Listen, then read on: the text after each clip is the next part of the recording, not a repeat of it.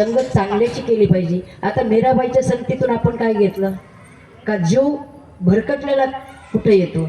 संताची संगत सद्गतीला नेते, मूर्खाची संगत दुःख देते आणि दुर्जनाची संगत दुर्गतीला नेते।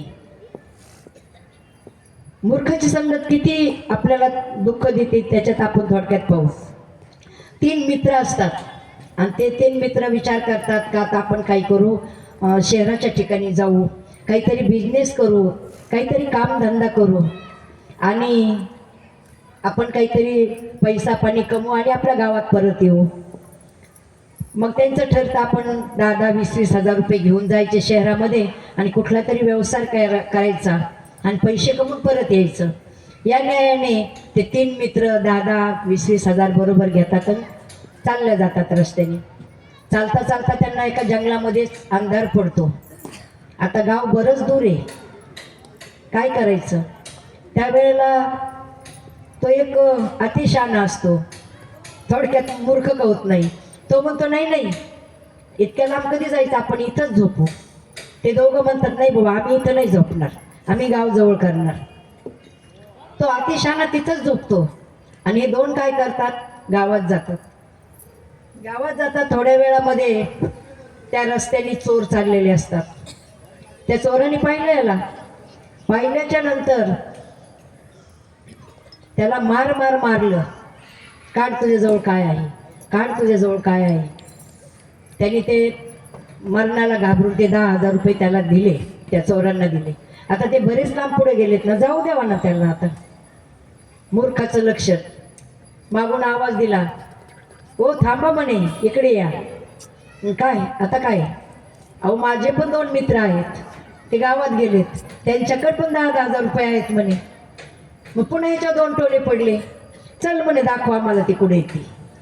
गेला त्यांना घेऊन, गेल्याच्या नंतर दाखवले ते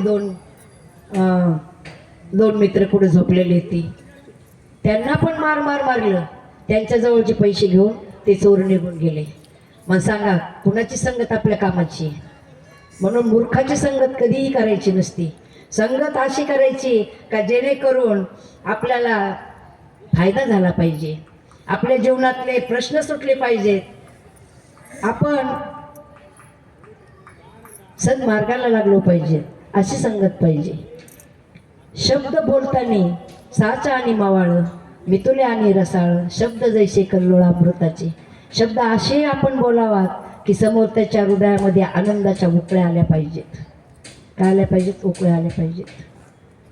कर्म असं करावं जीवनामध्ये का आपल्याला त्याचा आत्मविश्वास असला पाहिजे, मी केलेलं कर्म वाईट नाही असं म्हणता आलं पाहिजे त्याला।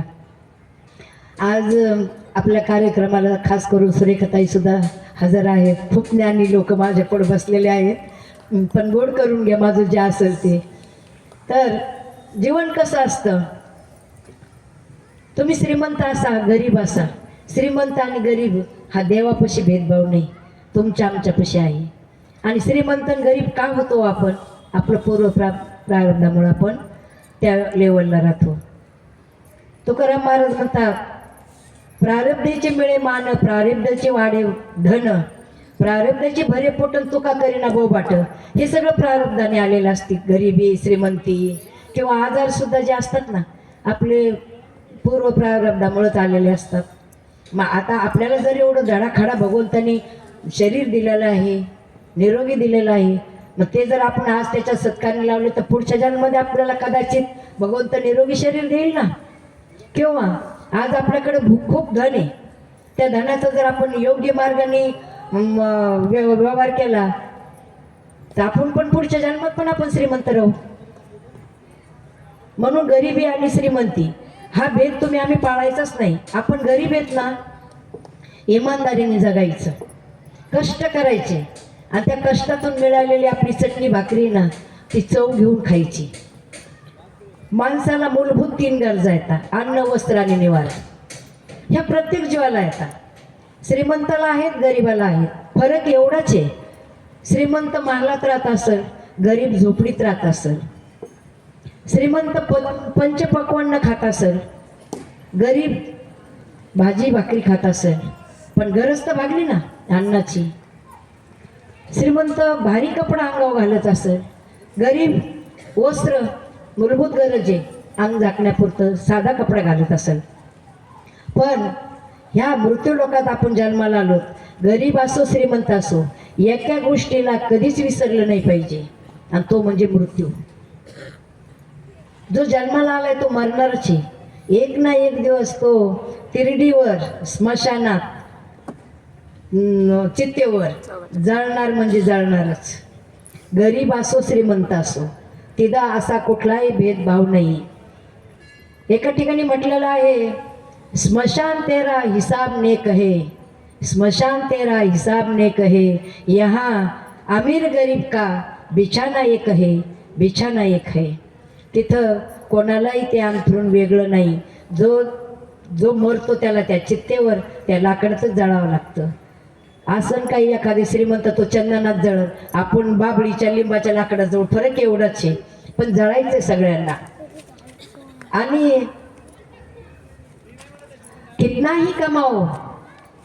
ही कमाओ सोना मोती, लेकिन कफन को कभी जेब नहीं होती, कफन को कभी जेब नहीं होती. जे प्रेताच्या अंगावर कपडा टाकलेला असतो त्याला खिसा नसतो, का जेणेकरून आपण आपली संपत्ती त्या खिशात भरून नेऊ. आणि खिसा असता तरी नेता आलीच नसती. ती संपत्ती आपण कधीच घेऊन जाऊ शकत नाही. संपत्ती आपण एकच घेऊन जाऊ शकतो, का आपण केलेल्या सत्कर्माची. आणि ज्या वेळेला आपण दिवसभराचं क्रियाकर्म करतो ना, त्यावेळेला रात्री ज्या वेळेला आपण अंथरुणावर पडू ना, त्यावेळेला भगवंताशी आपल्याला संवाद साधता आला पाहिजे.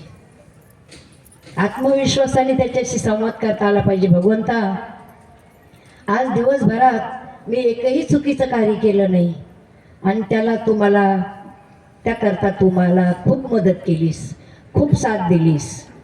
वाईट विचार माझ्या मनात येऊ दिले नाहीस. दुर्बुद्धी ते मना कदा न उपजो नारायणा.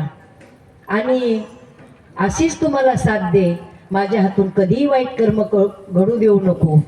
असं भगवंताशी आपल्याला संवाद करता आला पाहिजे. असा संवाद करता करता आपण रात्री अंथरुणावर शांतपणे झोपू शकलो पाहिजे. असं कर्म असलं पाहिजे.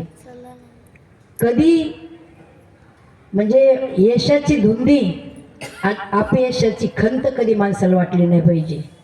मान अपमान ह्याच्यामध्ये काहीच आपल्याला वाटलं नाही पाहिजे.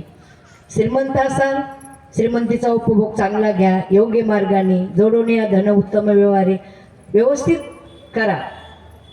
श्रीमंती आपल्याला घेऊन जाऊ शकत नाहीत आपण स्वर्गामध्ये, पण पुण्य तर घेऊन जाऊ शकतो. त्याचा एका ठिकाणी असंच एक दृष्टांत ऐकायला भेटला. म्हणे एक राजा होता, खूप श्रीमंत होता, आणि तो सारखा म्हणायचा का माझी एवढी श्रीमंती आहे, पण मी स्वर्गात काय खाईन, स्वर्गात काय घेऊन जाऊ. त्यांनी जाहीर केलं का जो कोणी मला माझी श्रीमंती स्वर्गात घेऊन जाण्याचा सल्ला देईल त्याला मी माझं अर्ध राज्य देईन. आता कोण देणार आहे, कोण सांगणार आहे का ही अशी श्रीमंती तुला घेऊन जाता येईल म्हणून. पण त्याच्यामध्ये एक हुशार तज्ज्ञ होता.